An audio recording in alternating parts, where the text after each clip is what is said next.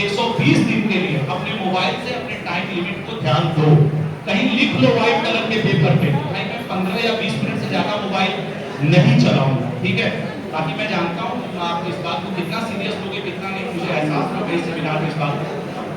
लेकिन एक बात को जरूर सीरियस लेना, ये 2 सब्जेक्ट वाले, इंग्लिश और जीएस, प्लीज 90-120 दिन पढ़ो, एक परिवर्तन आएगा तुम विश्वास करो। अब यार कितनी बार एक ही बात दोहराऊंगा कि 12 क्वेश्चन तो आपको करने हैं मैथ और रीजनिंग विदाउट नेगेटिव मार्किंग, क्यों नहीं कोई एग्जाम दे रहे?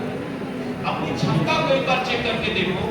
और ये जो छाता चौक वाली अड्डा 24/7 है ना, मैं तुम लोग से वादा करके जा रहा हूँ, वहां की जितनी भी एसएससी की फीस होगी, मुझे आइडिया नहीं है, बट आपकी फीस आधी होगी जो भी एमटीएस हवलदार के नाम पे जाएंगे, और डिफरेंस देंगे कि उस दिन सेमिनार हॉल में आशुतोष सर बोले थे फीस आधी है सर आधी करो।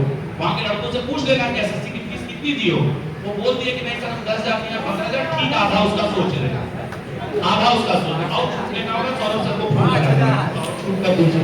हाँ सर बोलिए। हाँ अच्छा, सर का क्वेश्चन है कि सर सीजीएल का जो बीएससी सीजीएल या जीएस का जो सिलेबस होता है वो बहुत लंबा चौड़ा होता है, तो कैसे तैयार करें कि लंबे समय तक याद हो? मैं आपको बताऊं, जीएस नाम है ना बार बार रिवीजन का।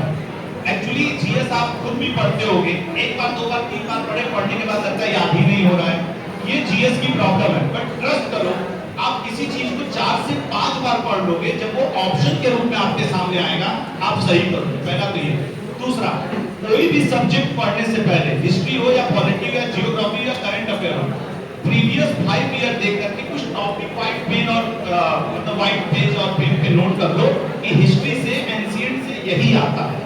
जियोग्राफी में वर्ल्ड जियोग्राफी आता है, वर्ल्ड जियोग्राफी में भी सोलर सिस्टम ज्यादा पूछता है। जिस दिन माइक्रो एनालिसिस करके जीएस का सिलेबस एक जगह लिख दोगे, 25 से 30 टॉपिक हैं जो पूरे जीएस के 80% को कवर करते हैं। 6 सब्जेक्ट को 30 टॉपिक कवर करता है, ये बात लोग नहीं समझते। और करंट अफेयर के लिए मैं आपको सजेस्ट करूंगा, करंट अफेयर मिलना, वैसे तो मैं खुद को एक बात बोलूंगा कि एक मैं 10 मिनट सो करके सेशन देता हूँ, उसमें जैसे मैं डेली खुद करंट अफेयर पढ़ाता हूँ, 13 क्वेश्चन डेली सुबह 8 बजे एसएससी अड्डा पढ़ाता हूँ। विश्वास करो उसमें से एग्जाम योग्य 2 से 3 क्वेश्चन होता है, 7-8 इंफॉर्मेशन होती है। उन 3 क्वेश्चन का एक कॉम्बिनेशन बना, अगर आप 30 दिन पढ़े तो 30 दिन 90 क्वेश्चन ही तो इंपॉर्टेंट है। एक तरीके से देखो तो उन 90 क्वेश्चंस का कहीं कलेक्शन लिया करो। आप जब आप पढ़ना शुरू करोगे ना तो आपको समझ में आएगा कि यार ये इंपॉर्टेंट है। हालांकि अब जैसे मान लो आर्ट एंड कल्चर का है या अवार्ड का है या स्पोर्ट्स का है, उनके ना मैं 10 मिनट्स में टॉपिक वाइज उसको कवर कर देता हूँ। उसकी पीडीएफ को उसको बार-बार हर 3 दिन में शेड्यूल बना लो, दोहरा लो। सेम करंट अफेयर नहीं पढ़ना है, करंट अफेयर के 7 से 8 टॉपिक हैं। अगर मैं 8 टॉपिक लूं और कोई ये बोले कि सर इसमें कोई स्पोर्ट्स है, पूछेगा, अवार्ड पूछेगा, महत्वपूर्ण सम्मेलन, सम्मेलन में भी तुमको कह दे रहा हूँ, अगर मैं 7-8 सम्मेलन के नाम दूं तो उसमें से फंसेगा, जैसे G20, G7, ब्रिक्स, आसियान, ये एससीओ की समिट, एक कुछ ना कुछ पूछ ही देगा कौन सा संस्करण है क्या है। तो यार ना आपको अपना नोट्स बनाना पड़ेगा, बहुत क्रिस्प नोट्स बनाना पड़ेगा, ट्रस्ट करना पड़ेगा अपने ऑर्गेनाइजेशन पे, अपने आप पे सिलेक्शन होगा। जब तक तुम जीएस पढ़ते रहोगे और जब तक सोशल मीडिया में फंसे रहोगे, मैं लिख के दे रहा हूँ, सिलेक्शन से आप दूर रहोगे। आज का सेमिनार भी खत्म होगा, आज की बात भी खत्म होगी, लेकिन स्टिल एक जगह फंसे रहोगे, यार अभी तक सिलेक्शन नहीं हुआ। और ये संघर्ष है।